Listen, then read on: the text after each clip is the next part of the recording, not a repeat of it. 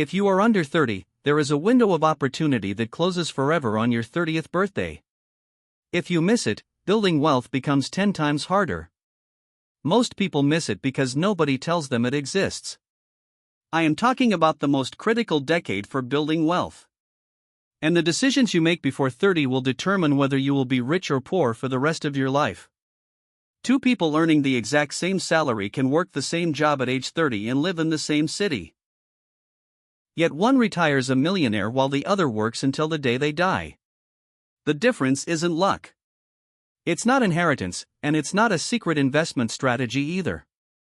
It comes down to 5 specific decisions made before age 30 that most people get completely wrong. I am Wyatt, and I spend far too much time researching why some people build serious wealth while others with the exact same income remain poor forever. If you are in your 20s or early 30s and want to understand exactly what separates those who retire early from those who work until 70, follow the channel and don't forget to hit the like button if you find this information useful. Here is what nobody tells you about your 20s. Every financial decision you make during this decade is multiplied by time in ways that are almost impossible to grasp until you see the math. $1 invested at age 25 is worth about 7 times more in retirement than $1 invested at age 35, despite only a 10-year difference. That is not a typo. Thanks to compound growth, the exact same dollar is 7 times more valuable just by being invested 10 years earlier. This is why two people earning the same salary can end up in completely different financial worlds, based solely on what they did before age 30.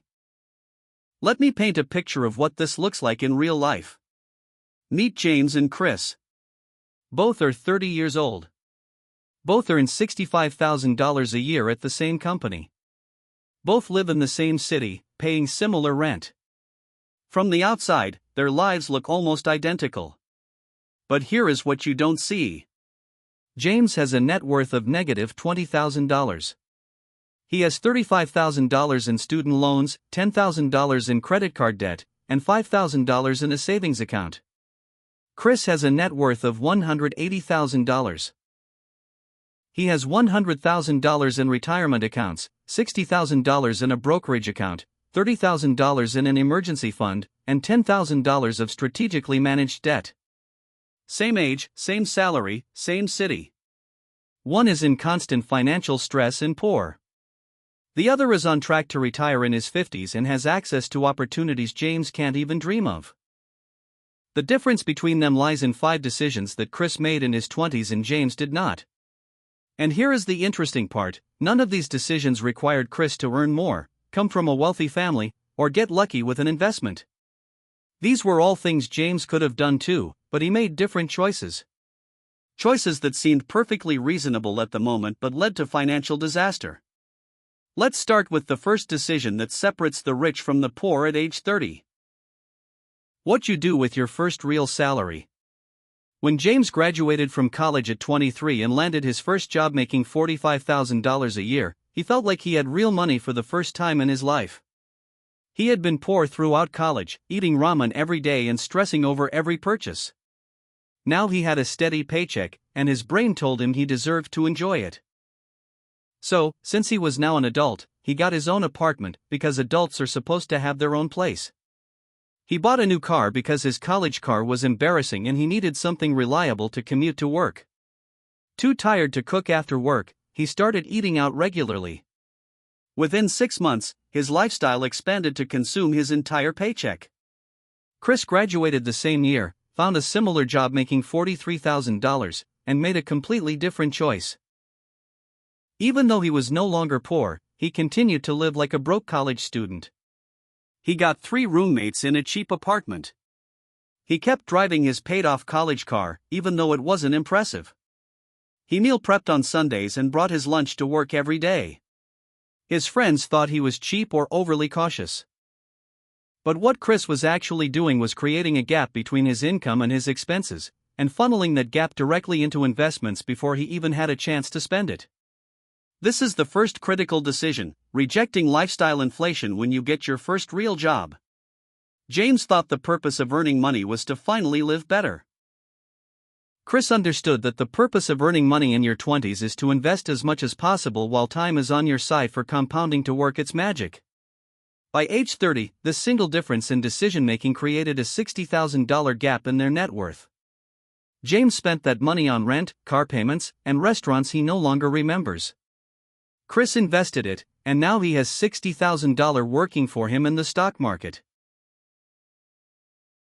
The second decision that separates the rich from the poor at age 30 is how you handle debt, especially student loans. James and Chris both graduated with about $35,000 in student loan debt. They had standard 10-year repayment plans, but they faced them in entirely different ways.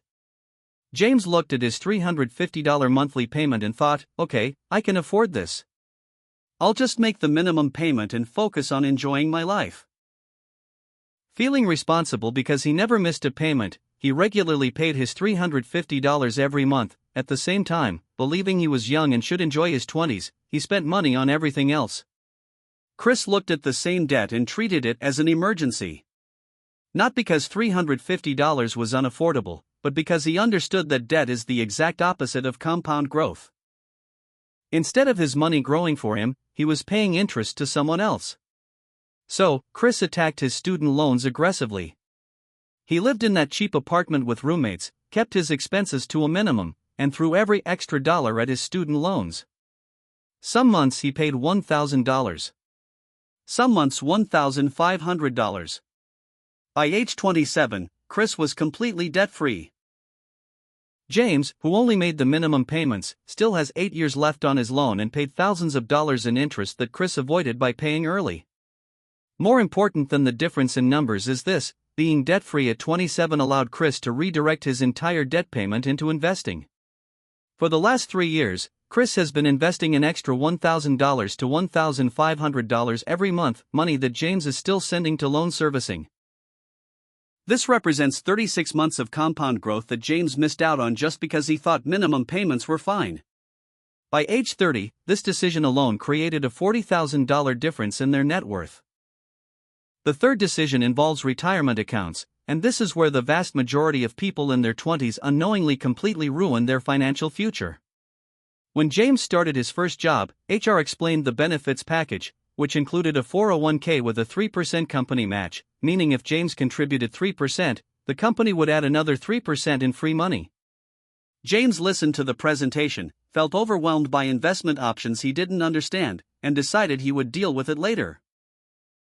Later turned into next year. Next year turned into maybe when I get a raise. By the time James finally signed up for his 401k at age 28, he had missed out on 5 years of contributions and 5 years of free money from his employer. Chris received the exact same presentation from the exact same HR person. He didn't understand the investment options either. But instead of letting that stop him, Chris did something simple. He immediately signed up with a 6% contribution rate, got the full 3% employer match, and put everything into the target date retirement fund recommended by the HR staff for those who didn't know what to do. Was it the optimal investment strategy? Probably not, but it was infinitely better than doing nothing. From age 23 to 30, Chris invested 6% of his salary, and his employer added 3%. This means 9% of his income went into tax-deferred compounding retirement accounts for 7 years before James even started. Here is the math that should terrify anyone not contributing to a 401k in their 20s. Chris invested about $27,000 of his own money. In those 7 years, he received about $13,000 in employer matching, and with market growth, he has about $55,000 in his retirement account at age 30. James invested nothing, received nothing, and has nothing. That is a $55,000 difference. But it is actually much worse than that, because Chris's $55,000 has another potential 35 years to grow until retirement. With average returns, that could grow to over $500,000 by the time Chris turns 65. No matter how much James contributes later, he can never close this gap because he cannot buy back time. The fourth decision that creates the split between rich and poor at age 30 is how you use windfalls. Throughout your 20s, you will likely receive some unexpected money. Tax refunds, bonuses, birthday gifts, maybe a small inheritance from a grandparent. Maybe you sell things you no longer need. These windfalls might be a few hundred or a few $1,000s, but they add up over a decade. The question is, What do you do with them? James treated every windfall as fun money. Got a $2,000 tax refund? Vacation money. Got a $1,000 bonus from work? Time to upgrade the TV. Got $500 for his birthday? New clothes and a nice dinner out. Over 10 years, James probably received $30,000 to $40,000 in various windfalls. And he spent 100% of it on consumption that he no longer remembers, and that added zero long-term value to his life. Chris handled windfalls differently. Whenever unexpected money came in, he had a rule: at least 75% goes directly into investments or debt payoff. A $2,000 tax refund? $1,500 to the brokerage account, $500 for fun. A bonus from work? 75% to student loans, 25% for pleasure. Birthday money? Straight into his Roth IRA. This wasn't about being miserable or never enjoying his money. Chris still spent 25% on fun things.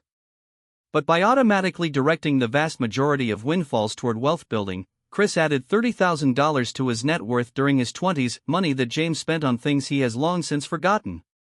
The fifth and final decision that separates the rich from the poor at age 30 is how you think about your car.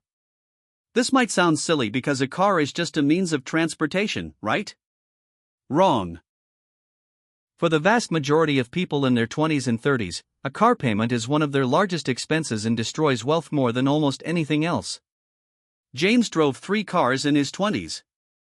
At age 23, wanting something reliable and impressive, he bought a new car for $28,000.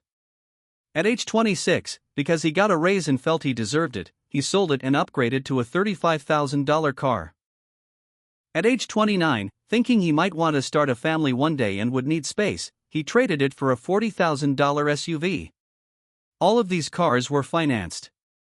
Each had a monthly payment between $400 and $600. Each lost 20% to 30% of its value the moment he drove it off the dealership lot. In his 20s, James spent about $60,000 on car payments, insurance, and maintenance for vehicles that are now worth maybe $20,000 if he is lucky. He spent $60,000 just to own a depreciating $20,000 asset. Chris bought 1 car in his 20s.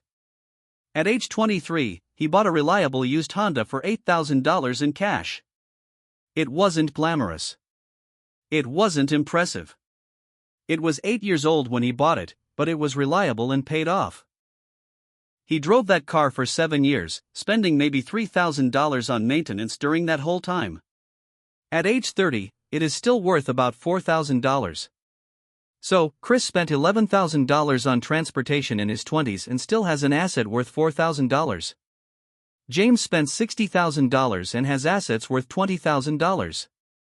That is a $36,000 difference in net worth from this single decision, buying sensible used vehicles instead of financing a new one. But it is actually worse than a $36,000 difference because remember, Chris invested the money he saved on car payments. The $400 to $600 a month that James was sending to a car loan, Chris was investing. Over 7 years, that means an extra $50,000 to $70,000 in Chris's investment accounts. So the total difference from their car decisions is close to $100,000. A $100,000 difference in net worth just from driving a more modest car in your 20s. Now let's add up the cumulative impact of these 5 decisions. The lifestyle inflation decision created a $60,000 gap. The student loan decision created a $40,000 gap. The retirement account decision created a $55,000 gap. The windfall decision created a $30,000 gap. The car decision created a $100,000 gap. This results in a $285,000 net worth difference between James and Chris at age 30, despite having the exact same salary. $285,000 from 5 decisions that James thought were reasonable at the time, but compounded into a financial disaster. What makes this even more brutal is that these gaps don't stay the same size. They grow. Chris's $180,000 net worth at age 30 will continue to compound. If he maintains his current savings rate and gets average market returns, he will be a millionaire by age 45. James's net worth of negative $20,000 means he is starting from behind. Even if he suddenly pulls himself together at age 30 and starts doing everything right, he will never catch up to Chris because Chris has time on his side. The decisions James made in his 20s didn't just cost him his 20s. They cost him the wealth of the rest of his life. Let's talk about what happens next for both of them, because this is where it gets really interesting. 30-year-old Chris has options. Because his investments are growing in the background, he can take a lower-paying job if it offers a better work-life balance. Because he has a cushion, he can take 6 months off and travel. Because he doesn't rely on every single paycheck, he can start a business. Because he isn't afraid of losing his job, he can negotiate aggressively for a raise. His wealth provides flexibility and freedom that James does not have. 30-year-old James is trapped. Despite his decent salary, he lives paycheck to paycheck, so he cannot take risks. Because he needs this job to cover his debt payments, he cannot negotiate too hard. Because he has no savings, he cannot take time off. Since he needs money right now, he cannot pursue opportunities that might pay off in the long run. Every decision he makes is shaped by the financial stress driving his life, even though he earns $65,000 a year. This is what it looks like to be quietly poor: a decent income, zero options, and constant anxiety over money. And the truly painful part is that even if they earn the same salary for the rest of their careers, the gap between them will continue to widen. Chris's investments are generating returns. His net worth is compounding. Every year, his money makes more money without him doing anything. James starts at negative $20,000. Even if he starts investing now, he spends his first few years just getting back to zero. He is running the same race as Chris but starting 50 meters behind. And Chris keeps running too, so the gap never closes. If you are sitting there in your 20s seeing more of yourself in James than in Chris, I want you to understand this: you still have time, but not much. Every month you delay making these changes is a month of compound growth you can never get back. Every year you spend living to the max is a year you could have been building wealth. You are not doomed, but you need to move now. Not next month. Not until that one thing is paid off. Not when you get your next raise.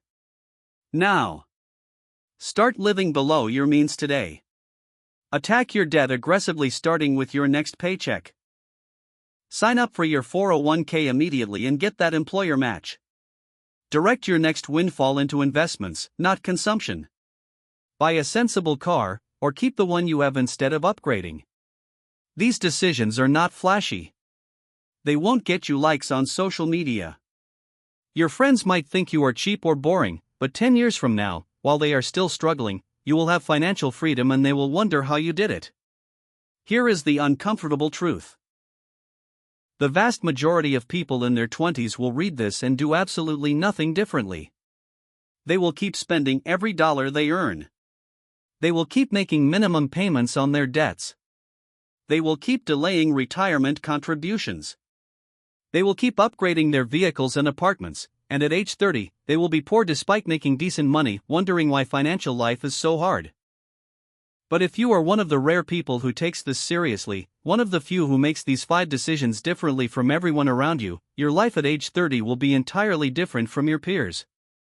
Not just your bank account, but your stress levels, your options, your freedom, and your entire relationship with money and work. The window is closing. Every day you spend in your 20s is a day for wealth building that you cannot get back. The compound growth you miss out on now is gone forever. You cannot buy it back later with higher contributions. Time is the most valuable asset you have, and right now you are spending it. Whether you use it wisely or waste it, being rich or poor at age 30 on the same paycheck depends on 5 decisions. You are making those decisions today, right now, with every dollar you spend or save. Choose wisely, because you only get one shot at your 20s, and the consequences of how you spend them will follow you for the rest of your life.